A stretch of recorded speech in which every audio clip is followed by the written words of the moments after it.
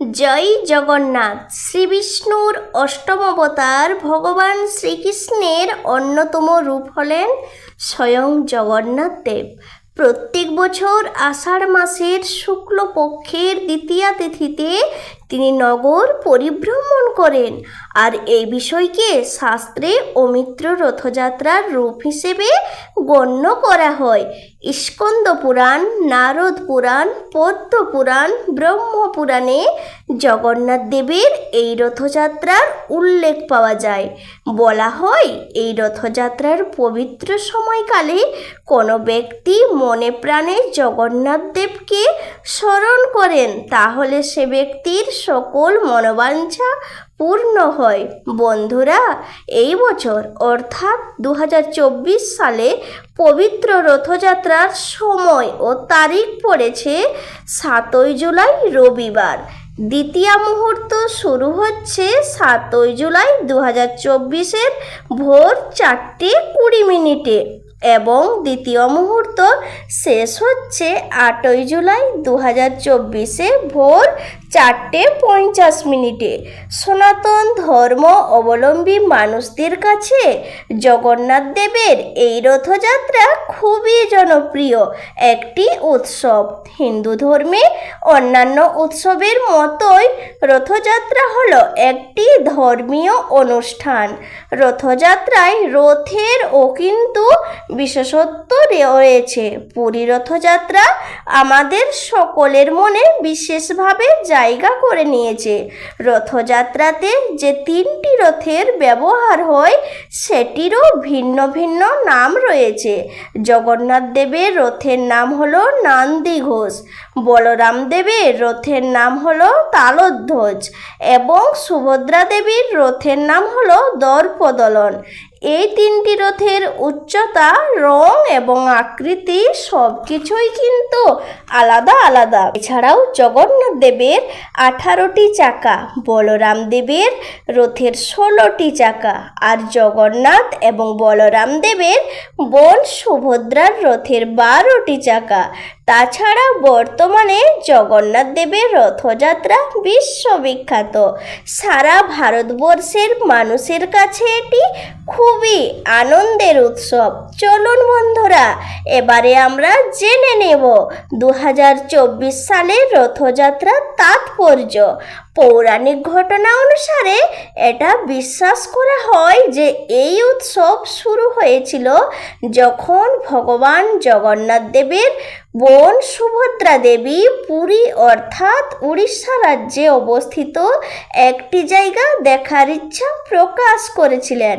ভগবান জগন্নাথ, ভগবান বলরাম, সুভদ্রা দেবী একসাথে সেই উদ্দেশ্যে রওনা হয়েছিলেন। সেই থেকে হিন্দু ধর্মের দিন অনুসারে প্রতি বছর জগন্নাথ উৎসব পালন করা হয়। এই রথযাত্রা উৎসবে জগন্নাথ, বলরাম, সুভদ্রা দেবী তাদের রথে চড়ে গুন্ডিচা মন্দিরে যান, আর গুন্ডিচা মন্দিরে 7 থেকে 8 দিন অবস্থান করে 8 দিনের মধ্যেই ভগবান জগন্নাথ, বলরাম, সুভদ্রা গুন্ডিচা মন্দির থেকে চলে যান। এই গুন্ডিচা মন্দির জগন্নাথ দেবের মাসি বাড়ি হিসাবে বিখ্যাত। সেই জায়গাকে কেন্দ্র করে রথযাত্রা উৎসব পালন করা হয়। 7 দিন মাসির বাড়িতে থেকে পোড়া পিঠে খেয়ে আবার বাড়ির পথে রওনা হওয়ার এই যাত্রাকে উল্টো রথ বলে জানা যায়। রথযাত্রা লোকারণ্য মহা ধুমধাম, ভক্তরা লুটাই পথে করিছে প্রণাম। পদ ভাবে আমি দেব, রথ ভাবে আমি, মূর্তি ভাবে আমি দেব, হাসেন অন্তর্যামী। ভগবানের এই রথযাত্রা অর্থাৎ রথে চড়ে এক জায়গা থেকে আরেক জায়গায় গমন করার এই বিষয়টিকেই রথযাত্রা বলে মনে করা হয়। তবে মনে প্রশ্ন থাকতেই পারে যে এই রথযাত্রা কিভাবে শুরু হয়েছিল। তাহলে চলুন জেনে নেওয়া যাক রথযাত্রার ইতিহাস সম্পর্কে। রথযাত্রার এই কাহিনীর সঙ্গে জড়িত আছেন শ্রীকৃষ্ণের নাম। ভগবান শ্রীকৃষ্ণ জগন্নাথ দেবের আর একটি রূপ। ওড়িশায় প্রাচীন পুঁথি ব্রহ্মাণ্ড পুরাণ অনুযায়ী এই রথযাত্রার প্রচলন হয়েছিল সেই সত্যযুগে। তখন ওড়িশা মানব দেশ নামে পরিচিত ছিল। ওড়িশার রাজা ছিলেন পরম বিষ্ণু ভক্ত। তিনি স্বপ্নে আদেশ পেয়েছিলেন যে ভগবান বিষ্ণুর জগন্নাথ রূপের মূর্তি নির্মাণ করার এবং রথযাত্রার বিষয়েও তিনি স্বপ্ন দেখতেন। এছাড়া লোকমুখে শোনা যায় যে রাজা ইন্দ্রধর্ম স্বপ্নে আদেশ পান যে পুরীর সমুদ্র তটে ভেসে আসা একটি কাঠের খণ্ড দিয়ে জগন্নাথ দেবের মূর্তি নির্মাণ করতে হবে। আদেশ অনুযায়ী মূর্তি নির্মাণের জন্য যখন রাজা উপযুক্ত শিল্পীর সন্ধান করেছিলেন, ঠিক তখনই একজন বৃদ্ধ তার সম্মুখে উপস্থিত হয়েছিলেন যে তিনি একমাত্র এই মূর্তি তৈরি করবেন। এবং এর পাশাপাশি ওই বৃদ্ধ বলেন যে এই মূর্তি নির্মাণ করার সময় কেউ যেন তার কাজে বাধা না দেন। আর সেই মতো কথা অনুযায়ী দরজার আড়ালে শুরু হয় কাঠ দিয়ে মূর্তি নির্মাণের কাজ। রাজা রানী সহ সকলে এই মূর্তি নির্মাণের কাজের ব্যাপারে খুবই কৌতূহলী হয়ে পড়েন। বন্ধ দরজার বাইরের থেকে কান পেতে আওয়াজ শুনতেন। একদিন আওয়াজ একেবারেই বন্ধ হয়ে যায়।